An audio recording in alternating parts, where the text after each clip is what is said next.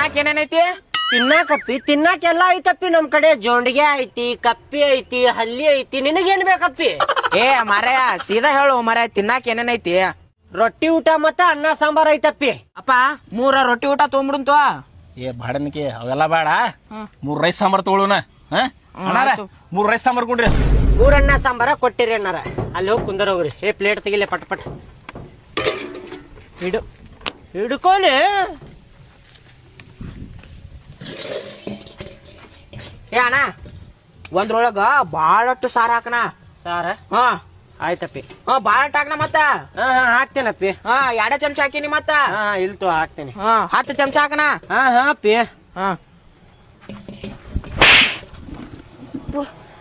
ಎದು ಕುಡಿತೋಪ ನೀ?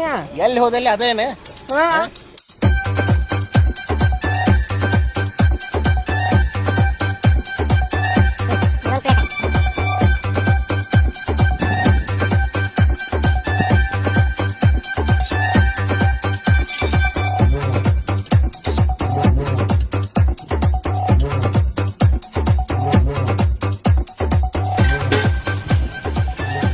ನಡಿ ನಿಂದ್ರಾವೇನ?